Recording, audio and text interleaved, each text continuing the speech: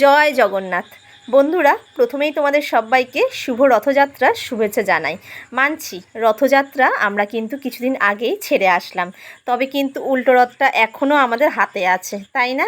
কথায় আছে বাঙালির 12 মাসে 13 পার্বণ। সত্যি সারা বছর জুড়ে বাঙালির নানা উৎসব কিন্তু লেগেই আছে। আর আজ চলে আসলাম কিন্তু রথের মেলায়। হ্যাঁ, সন্ধেবেলা এসে আগে জগন্নাথ দেবের দর্শন করে তার প্রসাদ খেয়ে চলে আসলাম মেলার দিকে। আর দেখতে পেলে ঢাকি ভাইরা কত সুন্দর তালে তালে ঢাক বাজাচ্ছে। ঢাকের আওয়াজ পেলে আমাদের যে জিনিসটা আরেকটা মাথায় আসে সেটা হচ্ছে আমাদের দুর্গা মায়ের কথা।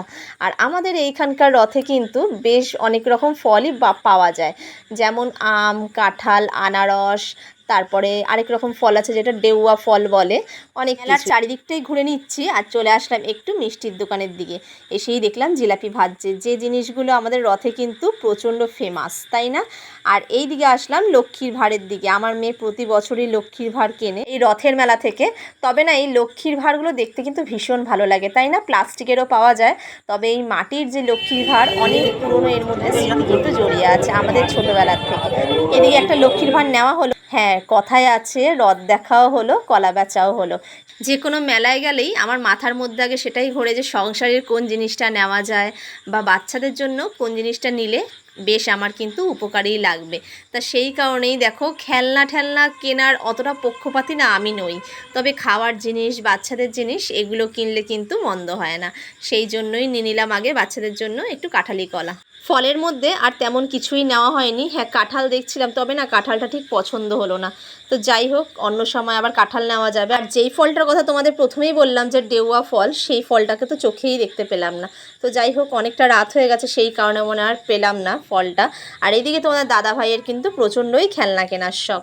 হ্যাঁ, আমার মেয়ে যখন ছোট তখন থেকেই তোমাদের দাদা ভাই এক এক করে অনেক খেলনা কিনেছিল, তবে সেই মেয়ের খেলনাগুলো ছেলেই এক এক করে সব ভেঙে চুরে চুরমার করে দিয়েছে। আবার এখন খেলনা নিচ্ছে, তা সেটাও আমি বারণ করছিলাম। তারপর মনে করলাম যে যাই হোক, মেলা থেকে বাচ্চাদের জন্য একটু খেলনা নিলে বাচ্চারাও বেশ খুশি হবে, তাই কোনো রকম একটা ছোট্ট গাড়ি নেওয়া হয়েছে ছেলের জন্য। এই মেলাটা কিন্তু আমাদের এই পাড়ার মধ্যেই বসে। হ্যাঁ, আমাদের বাড়ি থেকে বেশি ডিস্টেন্স নয়, একদম আমাদের পাড়ার ভেতরেই। তবে এইটুকু হয় বলেই কিন্তু আমরা জগন্নাথ দেবের দর্শন করতে পারি আর একটু মেলায় ঘোরাঘুরি করে আসতে পারি। আর এই দিকে দেখতে পাচ্ছ যে হাত পাখাগুলো হয় প্লাস্টিকের, সেইটা আমার মেয়ের ভীষণ পছন্দ হলো, তা মেয়ের জন্য একটা নিয়ে নেওয়া হলো। হ্যাঁ, তবে এত খেলনার মধ্যে এই জিনিসটা দেখে কিন্তু আমারও বেশ পছন্দ হলো। মনে করলাম যে যাই হোক, ট্রেনে বাসে করে কোথাও ঘুরতে গেলে যখন প্রচণ্ড গরমে আমরা ক্লান্ত হয়ে যাব, তখন কিন্তু এরকম হাত পাখা বার করে হাওয়া খাওয়াই যায়, তাই না? তো যাই হোক, খেলনার পর্ব শেষ, কিছু কেনাকাটিও করে নিলাম, ওইদিকে দেখতে পেলে তোমরা। আর এবার যাব কিন্তু কাঠের যে পিঁড়ে হয় ওই পিঁড়ে কেনার জন্য।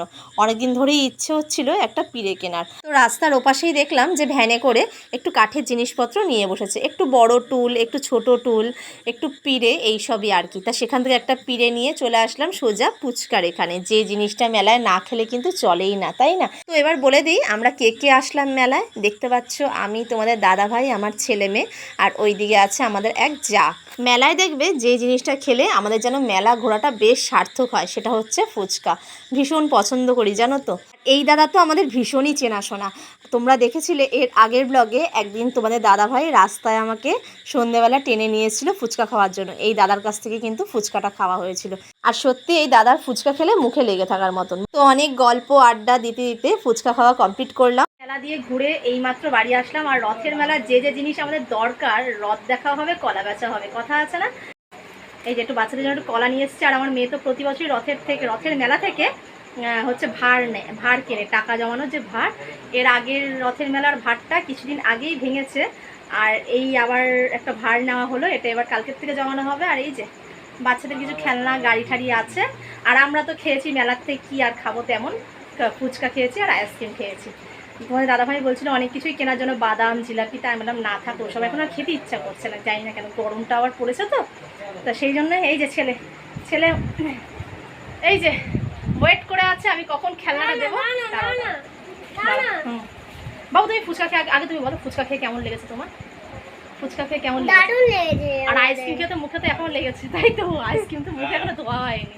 বেশ ভালো কাটলো রথের দিনটা। চলো, গুড নাইট, শুভরাত্রি। নেক্সট ব্লগে দেখা হচ্ছে।